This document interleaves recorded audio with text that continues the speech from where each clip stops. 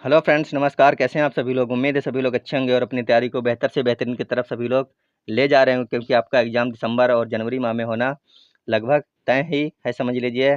और बहुत ही जल्द आपको नोटिफिकेशन देखने को मिल जाएगी। आपका सिलेबस क्या रहेगा पूरी तरीके से निश्चित कर दिया जाएगा। तो उससे पहले आपको तैयारी तो अपनी शुरू करनी है, क्योंकि सीटेट ने भी आपको बता ही दिया है 1 से डेढ़ महीना पहले कि हम दिसंबर माह में एग्ज़ाम कराएँगे। और इसीलिए उसने बताया है कि आप अपनी तैयारी करते रहें। नहीं तो पता चले सिर्फ 1 महीने का टाइम मिलेगा, तो 1 महीने में इतना कम सिलेबस है नहीं कि आप पूरा कर लोगे, तो आपका फिर पास होना बहुत ही मुश्किल हो जाएगा। आपको पता है कि हमारी ईवीएस की जो सीरीज़ चल रही थी, जो प्रीवियस ईयर क्वेश्चन थे जिसमें दिसंबर और जनवरी के, वो आज हमारी समाप्त हो चुकी है। अब आपको उस क्लास की जगह पर मिलने वाली है मैथ्स पेडागोजी की क्लास, जिसमें हम पहले थ्योरी करेंगे, जहाँ जैसे क्वेश्चन आते हैं। उसके बाद में हम लोग इसके क्वेश्चन आंसर करेंगे मैथ्स पेडागोजी के, जो आपके प्रीवियस ईयर क्वेश्चन हैं वो। तो चलिए आज की क्लास शुरू करते हैं। तो उम्मीद है आप लोग क्लास को जरूर शेयर करेंगे अपने सभी साथियों के पास में। आज का जो टॉपिक रहने वाला है वो टॉपिक 1 है, और क्या है? गणित शिक्षण विधियाँ। चलिए शुरू करते हैं क्लास। लिखा है मैथ्स पेडागोजी एनसीईआरटी एनसीएफ 2005 के अनुसार क्या है? गणित विषय है जो बालक का गणितीयकरण करें। एनसीएफ 2005 में लिखा है कि गणित एक विषय है जो बालक का गणितीयकरण करे। गणितीकरण का मतलब ये होता है कि बच्चे को गणित के बारे में जानकारी देना, उनको सिखाना, गुणा कैसे होता है, कैसे भाग होता है और कैसे घटाव होता है, ये सब सिखाने को क्या कहते हैं? गणितीकरण करना कहते हैं। ये कहाँ पे लिखा है?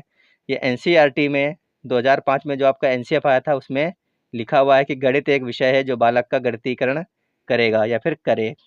उसके बाद लिखा है एक गणितीय पोर्टफोलियो की विषय वस्तु। क्या लिखा है? एक गणितीय पोर्टफोलियो की विषय वस्तु। आपको पता होना चाहिए कि पोर्टफोलियो होता क्या है। अगर नहीं पता है तो आज पता लग जाएगा। देखिए सभी लोग पढ़िए, नीचे लिखा है एक पोर्टफोलियो में विभिन्न प्रकार की वस्तुओं को सम्मिलित किया जा सकता है, जिन पर एक विद्यार्थी एक विशेष समय अवधि में कार्य कर सकता है। कहने का मतलब है कि पोर्टफोलियो एक वो डायरी या फिर एक वो फाइल होती है जिसमें किसी विद्यार्थी के एक पूरे साल के बारे में जो जानकारियाँ होती हैं कि बच्चा आपका पढ़ने में किस प्रकार से है, कि मंथली टेस्ट हुए उसमें कितने नंबर आए हैं, या फिर जो वार्षिक एग्जाम हुए उसमें कितने नंबर लाए, किस सब्जेक्ट में पढ़ने में अच्छा है और किस में अच्छा नहीं है। ये सभी जानकारियाँ जिस फाइल में लिखी जाती है उसको क्या कहते हैं? उसको बोलते हैं पोर्टफोलियो। तो चलते हैं आगे। देखिए लिखा है कुछ सुझाव एक बिंदु। कुछ सुझाव एक बिंदु है। देखिए इसमें हम क्या क्या लिख सकते हैं? मुक्त उत्तर वाले प्रश्न लिख सकते हैं। कुछ ऐसे प्रश्न हम लोग इसमें लिख सकते हैं जो मुक्त उत्तर वाले हों। जैसे कि आपको अगर कुछ पूछना है बच्चों से, आपने पूछ दिया कि भारत की राजधानी क्या है, तो सभी बच्चे एक साथ बोलेंगे कि भारत की राजधानी क्या है? नई दिल्ली है या फिर दिल्ली है। अगर आपने ये पूछ दिया कि आपके यहाँ पर मौसम कैसा होता है, तो मान लीजिए बालक अलग अलग जगहों से आपके स्कूल में पढ़ने आते हैं, या फिर जब प्रारंभिक क्लास में बच्चा आता है, मान लीजिए किसी के पापा मान लीजिए हिमाचल प्रदेश के रहने वाले हैं और किसी के रहने वाले बिहार साइड के, किसी के रहने वाले दिल्ली के, तो वो अलग अलग परिवेश से आएगा तो अलग अलग बताएगा कि हमारे यहाँ सर जो है हमेशा सर्दी रहती है और हमारे यहाँ हमेशा गर्मी रहती है, या फिर हमारे यहाँ सभी प्रकार के मौसम देखने को मिलते हैं। तो ये क्वेश्चन किस प्रकार से हो गया? अलग हो गया।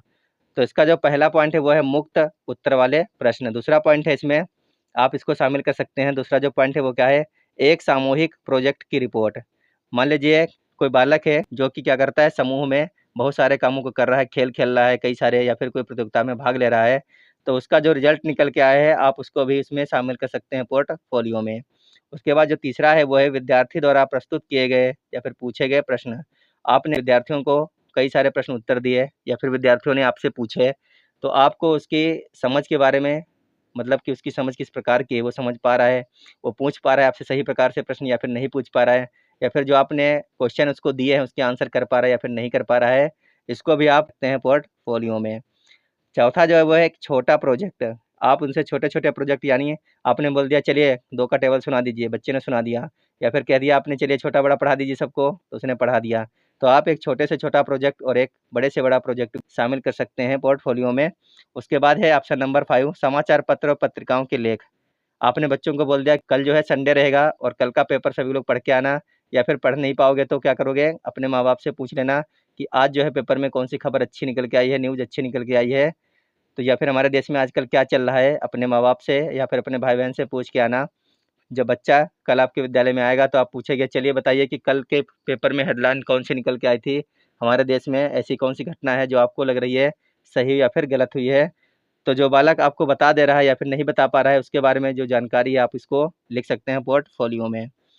जो अगला नंबर है वह समस्या हल करने के लिए कार्य है। मान लीजिए बालक के सामने कोई समस्या आ गई या फिर आपने कोई समस्या दी इस बालक को करने के लिए, कोई प्रश्न दे दिया, मैथ का प्रश्न दे दिया, अपने बोर्ड के ऊपर लिख दिया, तो बालक उस समस्या यानी उस प्रश्न को कर पा रहा है या फिर नहीं कर पा रहा है, या फिर कोई ऐसी समस्या दे दी छोटी सी, उसको कर पा रहा है या फिर नहीं कर पा रहा है, तो आप उस फाइल में इसको भी लिख सकते हैं समस्या हल करने के लिए किए गए बालक के कार्य के बारे में। तो आप ये 6 पॉइंट जो हैं इनको आप आराम से लिख सकते हो। उसमें कौन सा मुक्त उत्तर वाले प्रश्नों को आप लिख सकते हैं कि बालक उत्तर दे पाता है फिर नहीं दे पाता है।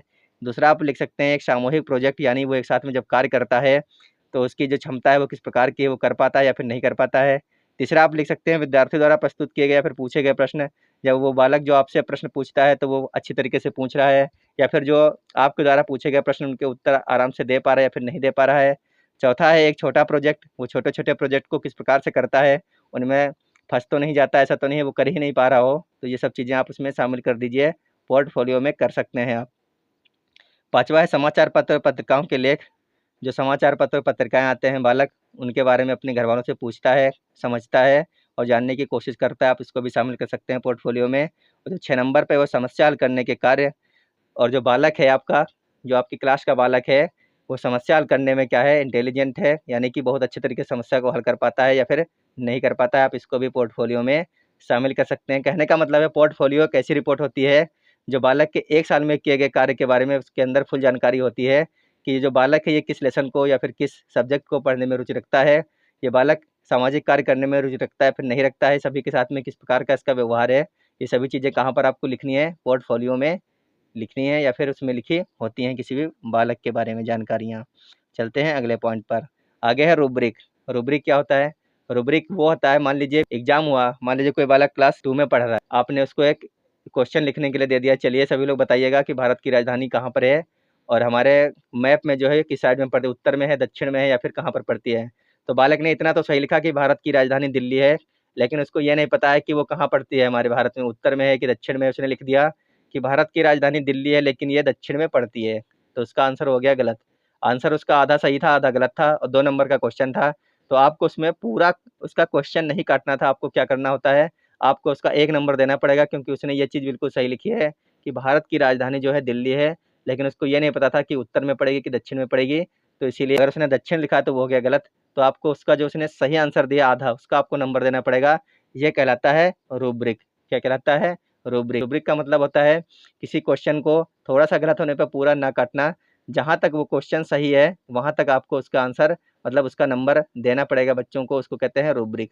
तो चलिए इसके बारे में पढ़ते हैं थोड़ा-सा। एक रूब्रिक लिखित मार्गदर्शन प्रदान करता है, जिससे शिक्षक विद्यार्थियों के कार्यों का मूल्यांकन किया जाता है। शब्द रूब्रिक को इस प्रकार परिभाषित किया जाता है, मूल्यांकन के लिए मार्गनिर्देशन का एक समुच्चय, जो मूल निर्धारित किए जाने वाले अभिलक्षण और आयामों से सुस्पष्ट दर्शन कसौटी तक एक रेटिंग स्केल के साथ व्यक्त करता है। कहने का मतलब है कि मान लीजिए कोई क्वेश्चन मैथ का है बच्चे के सामने, तो आपको वहाँ पर ये देखना है कि बालक ने कहाँ तक है सही से सूत्र लगाया है और कहाँ पर इसने सही-सही निशान लगाए हैं, जो कि प्लस का निशान कहाँ पे लगाना था, कहाँ पर जोड़ का, कहाँ पर घटाव का उसने निशान लगाए या फिर नहीं लगाए हैं। तो उसमें आपको उसके अनुसार एक मानक फिक्स कर लेना है कि अगर किसी बालक ने यहाँ तक क्वेश्चन सही किया होगा, तो हम इसको 2 नंबर दे ही देंगे, चाहे भले आंसर इसका गलत आ रहा हो। तो रूब्रिक का मतलब यही होता है कि क्वेश्चन अगर जहाँ तक बालक ने क्वेश्चन सही किया है, वहाँ तक आपको उसका नंबर देना है। देखिए लिखा है एक निश्चित स्केल मापदंड। उसके बाद लिखा है स्केल के प्रत्येक बिंदु के लिए प्रदर्शन की व्याख्यान करने से पहले अभिलक्षणों की एक सूची, और जो ऑप्शन नंबर 3 है वो लिखा है विद्यार्थी के लिए एक से स्पष्ट प्रदर्शन लक्ष्य। तो ये तीनों के तीनों क्या है, रूब्रिक के पॉइंट है, इसके अनुसार आपको नंबर देने पड़ते हैं बच्चों को। आपको एक निश्चित स्केल मापदंड बनाना है कि अगर किसी बालक ने इस क्वेश्चन को करते हुए अगर इसकी गुणा उसने सही तरीके से कर ली है, भले ही लास्ट में इसका जोड़ सही तरीके से ना किया हो, तो अभी इसको आपको 2 नंबर देने ही देने हैं। तो ये एक निश्चित स्केल मापदंड। अगर हर बालक ने क्लास के गुणा सही तरीके से करी है और जोड़ने में गलती कर दी है, तो अभी आपको सभी बच्चों को 2-2 नंबर देने हैं। अगर आपने एक को दिया है, तो ये क्या हो गया, एक निश्चित स्केल मापदंड फिक्स कर लिया आपने रूब्रिक के अनुसार। दूसरा पॉइंट है स्केल के प्रत्येक बिंदुओं के लिए प्रदर्शन की व्याख्यान करने से पहले अभिलक्षणों की एक सूची। कहने का मतलब यही है कि आपको एक सूची बनानी पड़ेगी कि हम कहाँ तक जो है 2 नंबर देंगे, उसके बाद में 3 नंबर देंगे, कहाँ पर 4 नंबर देने हैं। तो उसकी आपको एक सूची पहले बना लेनी है कि बालक ने अगर यहाँ तक आंसर सही किया होगा, तो सबको यहाँ तक 2-2 नंबर, 1-1 नंबर या फिर आधा-आधा नंबर देना ही देना है आपको। इसकी आपको सूची बना के मतलब कि रखनी पड़ेगी। मान लीजिए आपने किसी को 2 नंबर दिए, किसी को 1 नंबर दे दिया, किसी को आधा नंबर दिया, किसी को 4 नंबर दे दिया, तो ये गलत हो जाएगा फिर। इसीलिए आपको इसकी एक सूची बना करके रखनी पड़ेगी अपने पास में। जो आपका तीसरा विद्यार्थियों के लिए एक से स्पष्ट प्रदर्शन लक्ष्य। रूब्रिक में क्या होता है, विद्यार्थियों के लिए एक से ज़्यादा जो है लक्ष्य स्पष्ट होने चाहिए प्रदर्शन करने के। तो ये थे आपके 3 पॉइंट रूब्रिक के। उसके बाद में आगे देखते हैं। रूब्रिक समझ में आ चुका होगा आपका कि रूब्रिक क्या होता है। विद्यार्थी द्वारा जहाँ तक किसी भी क्वेश्चन का सही आंसर दिया जाता है वहाँ तक उसके नंबर दे देना कहलाता है रूब्रिक। आगे देखते हैं। आगे है समस्या समाधान विधि। ये विधि कई बार पूछी गई है। इसके जनक कौन है, इसके जनक हैं सुकरात। आपको लिखा रहेगा ऑप्शन में समस्या समाधान या फिर प्रॉब्लम सॉल्विंग विधि या फिर मेथड जो है, इसके जनक कौन है, इसके जनक हैं सुकरात। और कौन है, सेंट थॉमस। तो सेंट थॉमस ज़्यादा आते नहीं हैं, आते हैं सुकरात। आपको याद रखना है, लेकिन दोनों याद रख लेना। समस्या समाधान विधि के जनक हैं सुकरात और सेंट थॉमस। ऑप्शन में ज़्यादातर सुकरात ही आपको देखने को मिलेगा। लिखा है जब किसी उद्देश्य की प्राप्ति में बाधा उत्पन्न होती है तो वैज्ञानिक तरीके से उसका समाधान किया जाता है। जब किसी उद्देश्य की प्राप्ति में बाधा उत्पन्न हो जाए, मान लीजिए आपने सोच लिया कि अब हमको जो है क्लास थर्ड में 70%, अब की बार में हमारे जो है 55% मार्क्स आते हैं, लेकिन अब की बार जो है हम भैया 70 से कम नहीं लाएंगे, और आपके उस मार्ग में बाधा उत्पन्न हो रही है, आप पढ़ नहीं पा रहे हैं, आपका मन नहीं लग रहा है पढ़ने में, तो फिर उस उद्देश्य की प्राप्ति के लिए आपको क्या करना पड़ेगा, वैज्ञानिक तरीके से उसका समाधान निकालना पड़ेगा। तो चलिए वैज्ञानिक तरीके होते क्या है। मान लीजिए आपने अपना टाइम टेबल बना लिया है वैज्ञानिक तरीके से, मतलब है कि समय के अनुसार बनाया कि हम 3 से 4 हिंदी पढ़ेंगे, 6 से 7 जो है हम क्या पढ़ेंगे, मैथ पढ़ेंगे, उसके बाद में 2 घंटा साइंस पढ़ेंगे, उसके बाद में इंग्लिश पढ़ेंगे। तो इस प्रकार से क्या हो गया, वैज्ञानिक टाइम टेबल बन गया अगर आपने समय के अनुसार बनाया तो वैज्ञानिक तरीके से आपका समस्या समाधान हो गया। तो ये है समस्या समाधान विधि। जब किसी उद्देश्य की प्राप्ति में बाधा उत्पन्न होती है तो उस बाधा को दूर करने के लिए जो हम तरीका निकालते हैं उसको कहते हैं वैज्ञानिक समाधान या फिर वैज्ञानिक तरीके से किया गया कार्य। आगे देखते हैं। आगे समस्या समाधान के चरण। अब आपसे ये कई बार पूछा गया है कि समस्या समाधान के कितने चरण होते हैं, तो होते हैं 5। कौन कौन से होते हैं। पहला होता है समस्याओं को स्वीकार करना या पहचानना। अगर आपके सामने कोई समस्या आ रही है, मान लीजिए आपके नंबर कम आ रहे हैं हर साल, तो आपको ये चीज़ स्वीकार करनी चाहिए कि हाँ मेरे नंबर कम आ रहे हैं और मैं इसको जानता हूँ कि मेरे नंबर क्यों कम आ रहे हैं। चलिए आगे है आपका दूसरा नंबर है समस्या का विश्लेषण। आपको विश्लेषण करना है कि चलिए हमने पढ़ाई नहीं की, जो हमारे सामने वाला है व्यक्ति, उसके जो है 80% नंबर आए हैं, लेकिन हमारे 50% आए हैं क्योंकि ये अपना रोज होमवर्क करके लाता था और इसको सिलेबस था पूरा का पूरा याद था। ये सब चीज़ें क्या है, विश्लेषण जब आप करोगे तो आपको मालूम हो जाएंगी। आपको समस्या जो आपकी है, समस्या क्या है आपकी, आपके नंबर कम आ रहे हैं। जब आप उसका विश्लेषण करोगे तो आपको ये सब चीज़ें निकालनी है कि हमने जो है अपना सिलेबस याद नहीं किया था, हमने होमवर्क नहीं किया था और हमें अच्छे तरीके से कुछ भी नहीं आता जाता था। तो ये हमारी समस्या का हो गया विश्लेषण। तीसरा पॉइंट है अपेक्षित गणितीय संबंधों की खोज करना। और आपको क्या करना है, उसके बाद में उस समस्या को हल करने के लिए आपको गणितीय तरीके से, यानी कि जो हमने अभी बात की थी कि आपको क्या करना है कि अगली बार आपकी जो समस्या है दोबारा से ये चीज़ ना आए कि आपके कम नंबर आएँ, तो गणितीय संबंधों की खोज करना है कि अब की बार हम जो है अच्छे तरीके से अपनी पढ़ाई करेंगे, अपना टाइम टेबल बनाएंगे और फिक्स टाइम पर हर चीज़ पढ़ेंगे और हर चीज़ याद करेंगे और हमारे अगली बार अच्छे नंबर आने चाहिए। उसके बाद में है हल याद करना। हल ज्ञात करने का मतलब यही हो गया कि अब की बार हम जो है अपना टाइम टेबल सब कुछ बना लेंगे और जो हमें टीचर अपना होमवर्क देंगे हम उसको रोज़ करके लाएंगे। अगर आपके नंबर कम आ रहे हैं तो आपको यही सब करना है। जो हमें होमवर्क मिलेगा हम उसको करेंगे और हमें जो हमें लिखाया जाएगा उसको याद करेंगे। उसके बाद में जो हमारा एग्जाम होगा तो हमें जब याद होगा तो हम लिख पाएंगे। तो ये हो गया आपका उस समस्या का हल। और अंत में आता है उत्तर की जाँच करना। जब आप ये सारी चीज़ अपने मन में सोच लोगे तो आपको एक बार ये चेक करना है कि ये जो निकल के आ रहा है, मतलब जितने ये 4 पॉइंट आ रहे हैं, इसका जो हमारी समस्या है उसके ये कारण और निवारण है सही तरीके से या फिर नहीं है। तो ये हो गया आपका 5 जो है ये उत्तर की जांच करना। जो अपने ऊपर समस्याएं थी, अपनी समस्या को आपने पहचान लिया, उसका विश्लेषण कर लिया और अपेक्षित गणितीय यानी कि अपना जो भी आपका गणितीय, चलिए हम टाइम टेबल अपना बना लेंगे और इतने से इतने बजे तक ये पढ़ेंगे, इतने से इतने तक ये पढ़ेंगे, और आपने उसका हल भी ज्ञात कर लिया कि हमारी समस्या का जो हल है सिर्फ यही है कि अब हमको मेहनत करनी पड़ेगी और सब कुछ याद करना पड़ेगा, होमवर्क करना पड़ेगा। तो ये सब चीज़ करने के बाद में आपने अपने उत्तर की जाँच की। उत्तर की जाँच मतलब आपने इन चारों पॉइंटों की जाँच की, तो आपने पाया कि चलिए ये बिल्कुल बेस्ट है हमारे लिए और ये हम आज से अपना फ़ॉलो करेंगे। तो ये समस्या समाधान के चरण हैं 5। आप लोग इसको याद रखना। कई बार पूछ लिए जाते हैं कि सीरियल से लगाओ इनको। तो सीरियल आपको पहचानना है। सबसे पहले समस्या को स्वीकार करना है, फिर उसका विश्लेषण करना है, फिर गणितीय संबंधों की खोज करना है, फिर हल ज्ञात करना है, उसके बाद में आपको जाँच करनी है उत्तर की। अगर नहीं पता है आपको तो आप इनका स्क्रीनशॉट रख सकते हैं अपने पास में। उसके बाद में लिखा है गुण, या एक वैज्ञानिक, देखिए समस्या समाधान जो विधि थी, समस्या समाधान जो विधि है उसके गुण देखिए क्या है। या एक वैज्ञानिक विधि है। वैज्ञानिक विधि का मतलब है जब कोई बालक इसके ऊपर काम करेगा, सोचेगा, विचारेगा, पढ़ेगा तो उसके दिमाग का विकास होगा, तो ये वैज्ञानिक विधि हो गई। इसके जो गुण हैं उसमें आता है यह एक वैज्ञानिक विधि है। दूसरा ऑप्शन, इसमें छात्र सोचने के लिए प्रेरित होता है।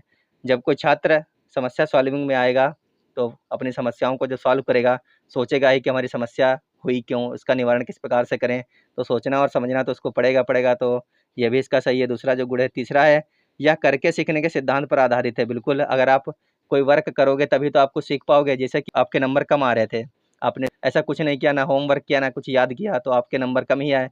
लेकिन जब आप करोगे, यानी कि जब आप होमवर्क करोगे, पढ़ोगे, तो फिर क्या होगा, आपके नंबर बढ़ जाएंगे। तो यह करके सीखने पर, सिद्धांत पर आधारित है। उसके बाद है, बच्चों में वैज्ञानिक गुणों का विकास होता है। जब आपको सब कुछ याद होगा, अच्छी तरीके से पढ़ोगे लिखोगे, तो क्या होगा, आपका दिमाग विकसित होगा, जिससे क्या होगा, बच्चों में वैज्ञानिक गुणों का विकास होता है।